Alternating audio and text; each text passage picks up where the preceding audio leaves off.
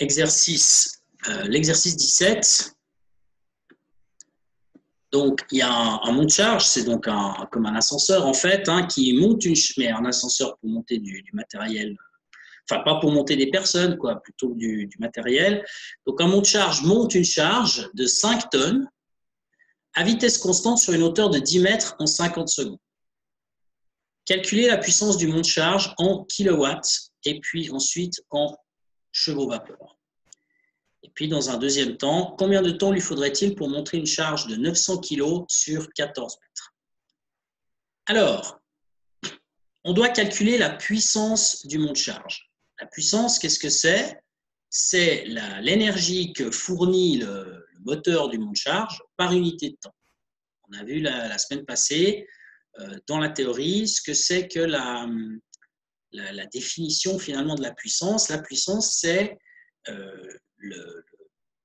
l'énergie que fournit un appareil à un autre, enfin pas forcément un appareil, quoi, l'énergie fournie, disons, par unité de temps, puisque pour fournir cette énergie, il faut du temps. Hein, elle ne se fournit pas de manière instantanée, elle se fournit petit à petit, on va dire, alors, selon une durée qui est plus ou moins grande. Et donc, ce qu'on appelle la puissance, c'est disons la division de l'énergie par le temps.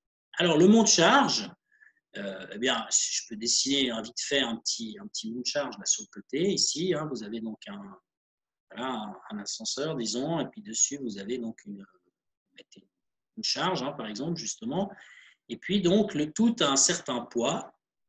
Et puis, ce poids tire vers le bas. Et donc, évidemment, si vous voulez faire monter le monte charge, eh bien, il faut un moteur, hein, ça ne va pas monter tout seul, et il faut donc un moteur qui tire vers le haut.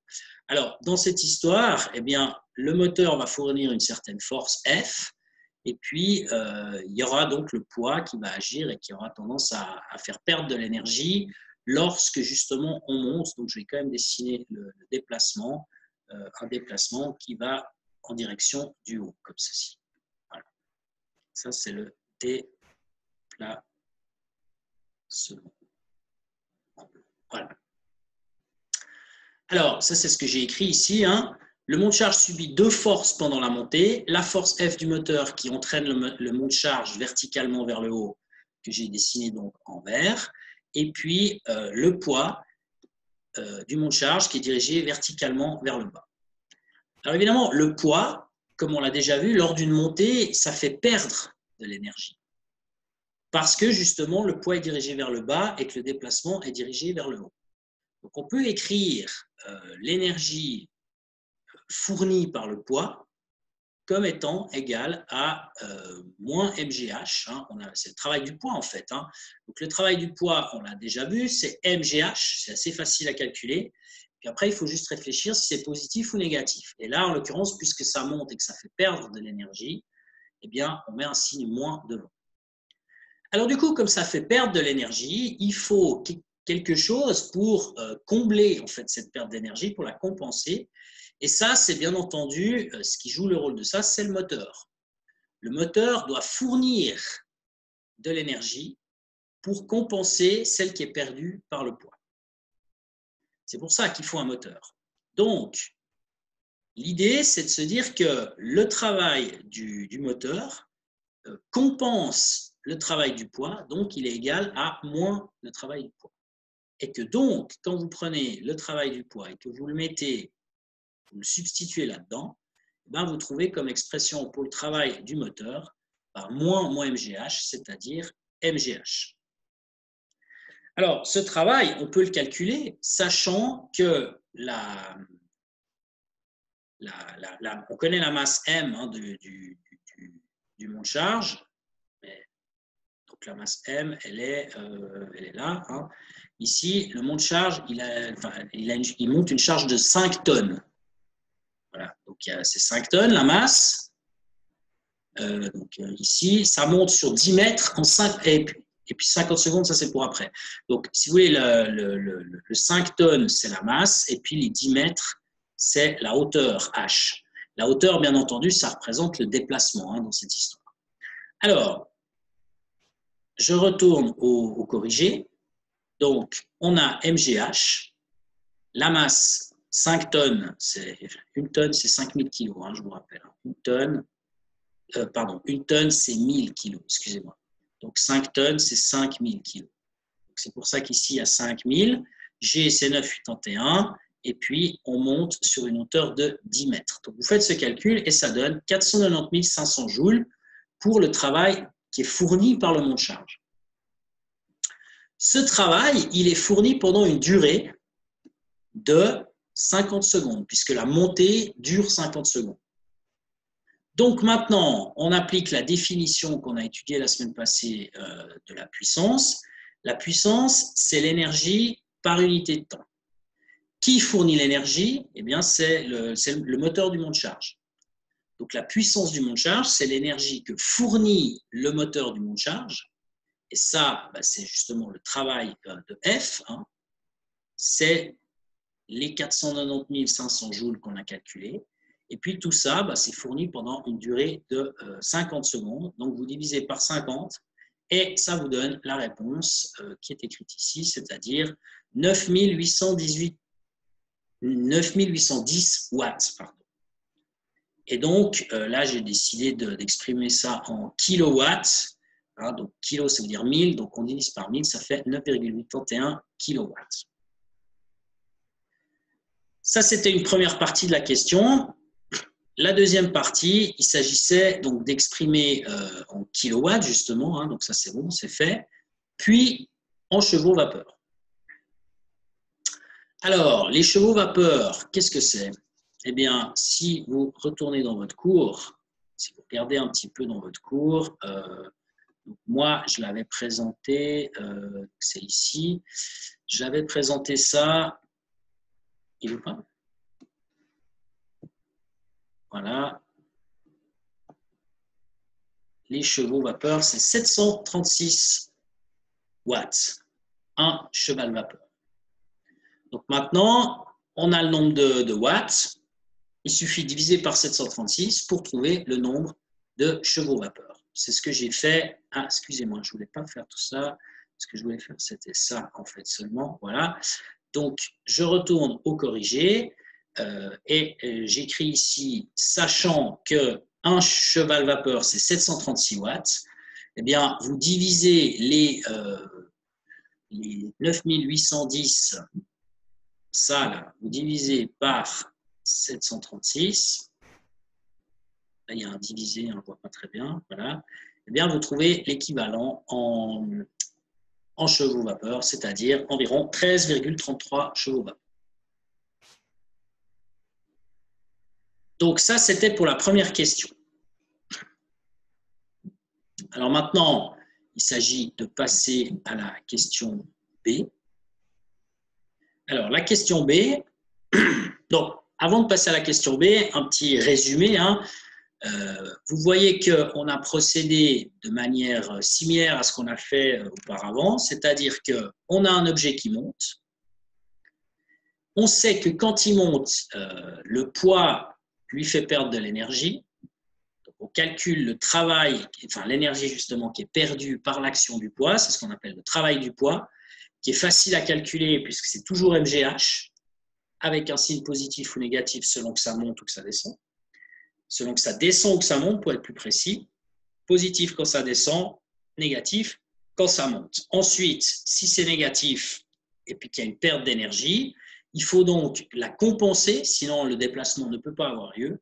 Cette compensation est effectuée, en l'occurrence ici, par un moteur. Des fois, ça peut être une personne qui pédale, hein, si c'est en vélo, mais souvent, c'est un moteur. Et donc, la relation, c'est d'écrire le travail fourni pour compenser est égal à moins ce qui est perdu. Donc, finalement, ça revient à enlever le signe négatif qu'il y a devant le travail. Et puis, donc ça, c'est des choses qu'on a déjà faites. Et puis ensuite, après, pour calculer la puissance, il suffit de diviser cette énergie par le temps pendant lequel cette énergie est fournie. Alors, maintenant, la deuxième partie de la question, c'était si vous avez une charge qui vaut que 900 kg, qui est plus petite, hein, cette fois, c'est plus les 5 tonnes, non, ça c'est fini. Maintenant, c'est 900 kg. Et puis, on monte le tout sur une hauteur de 14 mètres. Alors, quelle est combien de temps est-ce qu'il faudrait pour faire monter cette charge. Alors, évidemment, pour faire monter 900 kg sur 14 mètres, ben, il faut une certaine quantité d'énergie. Et l'ascenseur, lui, son moteur, il a une certaine puissance qu'on a déjà calculée maintenant, on vient de la calculer. Donc, cette puissance, c'est l'énergie justement qu'il va fournir par unité de temps. Donc, s'il doit fournir moins d'énergie, ben, il a besoin de moins de temps, tout simplement. Puisque, donc, encore une fois, la puissance, c'est le débit d'énergie. C'est comme vous, hein, si vous avez un robinet, vous ouvrez le robinet fournit un certain débit d'eau. Si vous avez besoin d'1 litre, ben, vous allez prendre un certain temps. Si vous avez besoin de 2 litres, il vous faudra 2 fois plus de temps. Si vous avez besoin de 3 litres, 3 fois plus de temps. Si vous avez besoin d'un demi-litre, il vous faudra la moitié du temps. En fait, le temps va s'ajuster par rapport à ce dont vous avez besoin. Donc, ce dont vous avez besoin dans mon exemple, dans mon analogie, c'est l'énergie. Et le temps, ben, justement, il va s'adapter avec ça. Et la puissance, c'est le débit, si vous voulez. Donc, maintenant qu'on a la puissance, on va la garder, évidemment, dans notre calcul. Et ce qui va changer, c'est le travail fourni.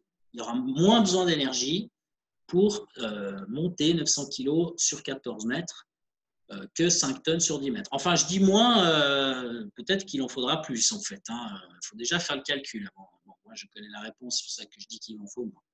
Alors, voyons ça. Donc, calculons. Ce que j'ai fait ici, c'est que j'ai calculé. Donc, je garde la même chose. Hein, l'histoire du travail du poids qui doit être compensé. Tout ça, c'est pareil, c'est le même raisonnement. Et donc, j'en arrive à réutiliser cette formule qu'on a utilisée auparavant. C'est-à-dire, le travail fourni par le moteur est égal à MGH. Sauf que maintenant, bah, c'est un nouveau travail, donc je l'appelle WF', parce que c'est une nouvelle masse M' qui vaut 900 kg, et c'est une nouvelle hauteur H' qui vaut 14 mètres. Donc, on calcule tout ça, et on trouve le nouveau travail. Et la réponse, c'est 123 606. Alors, effectivement, hein, comme vous le voyez, 123 606 joules, c'est plus petit que ce qu'on avait trouvé auparavant, qui était 490 500 joules. Et ça pourrait être plus grand, hein, c'est clair. Bon, là, on sentait quand même que ça allait être plus petit parce que la masse étant seulement 900 kg par rapport aux 5000. OK, il y a une plus grande hauteur, mais la différence de masse est quand même assez importante pour imaginer qu'il y avait donc une baisse, on va dire, d'énergie à fournir. Alors, cette énergie à fournir, ben, elle est fournie pendant un certain temps. Et le tout est relié par la relation, c'est le cas de le dire, de la puissance. Puis la puissance, elle ne change pas, parce qu'on a le même moteur. La puissance, c'est ce qu'on appelle une caractéristique du moteur.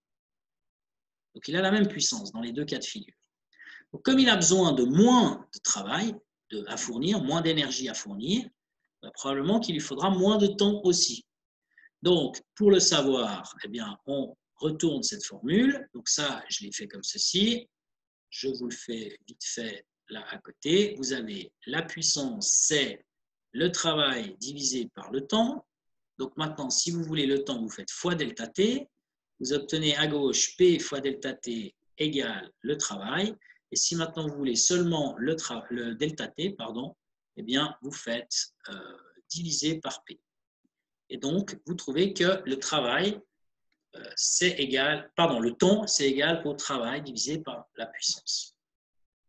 Donc ça, c'est la relation que j'ai utilisée ici. Le travail, je vais y arriver, le temps, c'est le travail divisé par la puissance. Mais maintenant, c'est le nouveau travail, celui qu'on vient de calculer en dessus, là, les 123 606.